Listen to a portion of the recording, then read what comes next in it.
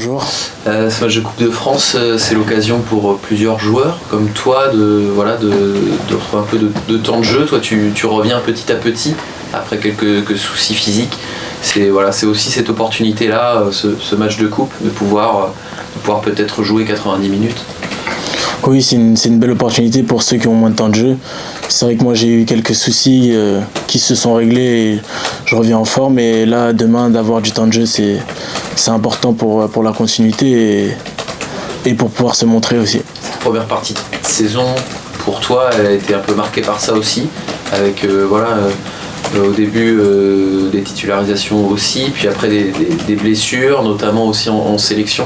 Ça a été un petit peu haché, j'imagine que t'as envie d'un peu de continuité maintenant.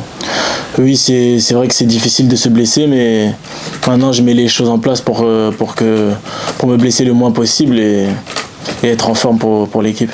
L'équipe risque de peut-être beaucoup tourner, enfin en tout cas tourner. Est-ce qu'il n'y a pas le risque aussi d'un manque d'automatisme dans ces matchs-là où on travaillait tous les jours ensemble, mais le sentiment d'entrer dans une équipe avec peut-être pas beaucoup de repères? Non, je pense qu'il y a assez de repères, on s'entend tous bien, on travaille ensemble tous les jours. Il y a beaucoup de joueurs aussi qui ont quand même eu du temps de jeu, même si tout le monde n'était pas titulaire, mais je pense qu'il n'y a aucun problème au niveau des automatismes. Tu t'attends à quel match là-bas? Quel lien tu as d'abord avec la Coupe de France? Est-ce que tu as déjà joué comme ça des 32e dans des vrais traquenards, il faut le dire? L'année dernière, nous avec Bordeaux, on a joué contre Sannois, on est allé jusqu'au péno. C'est vrai que c'est des matchs difficiles dans la région parisienne parce qu'ils ont beaucoup de soutien aussi et que avec l'enjeu, c'est vrai ils montrent beaucoup de détermination. Mais après, faut aborder le match comme un match de championnat et mettre tous les ingrédients pour gagner. Pas très dur d'intégrer cette Coupe de France dans un championnat où je le maintiens. On sait que le prochain tour, ça va être entre Auxerre et Montpellier. Comment on appréhende cette nouvelle compétition qu'il faut intégrer dans votre calendrier aussi? C'est vrai qu'il faut savoir s'approprier le calendrier. C'est une compétition aussi qui permet de rêver. C'est une belle opportunité pour nous aussi. Et donc on va essayer d'aller le plus loin possible et de se battre.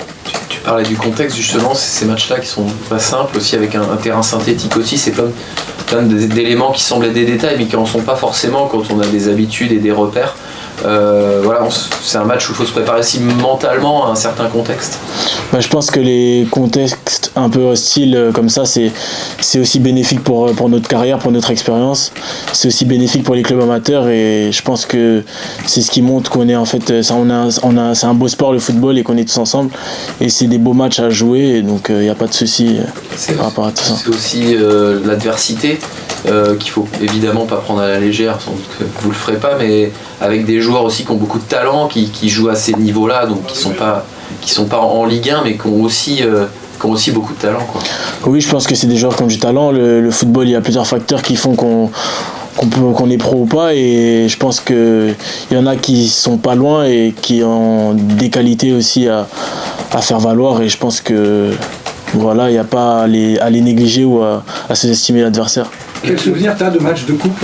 Gambardella peut-être, Coupe de France, est-ce que tu as des souvenirs, des bons et des mauvais, des matchs durs, des matchs... J'ai un petit souvenir, on avait joué contre Trélissac nous avec Bordeaux il y a 2 ans et on perdait 2-0 à la mi-temps, on a gagné 3-2 à la dernière minute et c'était un match difficile, mais ça fait aussi la beauté de la Coupe de France. 32e déjà? Un 64e. Ouais.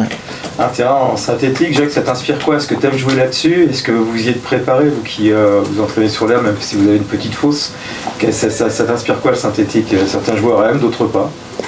Certains joueurs apprécient, d'autres non. Moi j'aime bien parce que j'ai été longtemps dans le monde amateur, donc c'est des terrains sur lesquels j'ai beaucoup joué. Après, le groupe se prépare aussi en conséquence. On a aussi un terrain synthétique ici qui nous permet de nous préparer, il n'y a pas de souci. C'est plus sur le plan des blessures. Des fois on dit que le synthétique, ça peut générer un peu plus de blessures. Est-ce que vous appréhendez ça, ou en tout cas vous prenez ça en compte sur les appuis, sur la manière de vous cramponner aussi? Il y a pas mal de petites choses qui font qu'il faut s'adapter, quoi. Je pense que l'appréhension elle vient quand t'es pas sur le terrain, mais à partir du moment où t'es sur le terrain, tu fais pas vraiment attention à si tu vas te blesser ou pas. Après, c'est vrai que les terrains synthétiques ça peut faire mal aux articulations, mais après chacun connaît son corps et sait comment il va faire pour ne pas se blesser ou pour faire une belle prestation. Quand on est dans la course comme ça pour le maintien en Ligue 1, qui est évidemment le gros enjeu de la saison, quelle valeur ça peut avoir de passer quelques tours en Coupe de France selon toi? Passer quelques tours, je pense que ça peut amener aussi beaucoup de confiance. Ça peut amener une certaine solidarité, ça peut apporter beaucoup de choses à l'équipe. C'est aussi un challenge, c'est une compétition de plus, on est des compétiteurs et plus il y a de compétition, mieux on se sent. Donc c'est aussi, la Coupe de France est aussi là pour nous permettre de voir autre chose que le chemin du maintien. Je reviens sur ta première partie de saison d'un point de vue personnel, juste simplement comment tu l'as vécu tout simplement. Alors au-delà des aspects blessures dont tu as parlé, mais ton regard sur l'équipe, la manière dont tu t'es intégré à ce collectif-là, où vous en êtes aujourd'hui, enfin, voilà, quel regard tu portes sur cette première partie de saison, en tout cas jusqu'à la trêve, quoi. Moi je suis très content d'être ici, j'ai été vraiment très bien intégré, que ce soit au niveau de l'ambiance dans le groupe ou même sur le terrain. J'ai eu la chance de pouvoir débuter la saison en tant que titulaire. Après j'ai eu quelques blessures mais ça fait partie aussi d'une carrière. Je pense que l'équipe a trouvé aussi un certain équilibre et que les performances d'à peu près de tout le monde même je dirais sont très bien et on se bat tous pour cet objectif de maintien. C'est vrai que c'est pas tout le temps facile mais je trouve quand même qu'on montre un beau visage à chaque match, que ce soit dans l'état d'esprit ou même dans le contenu des matchs. Je trouve que c'est très bien.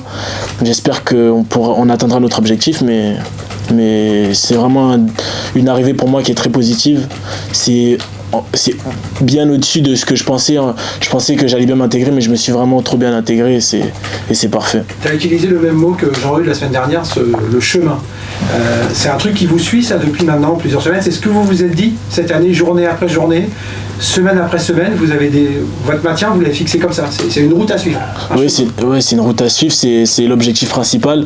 C'est ce qui nous anime tous. C'est ce pourquoi on est tous ici et c'est un parcours, c'est un chemin à prendre il n'est pas tout le temps facile mais on se prépare et on se bat pour ça.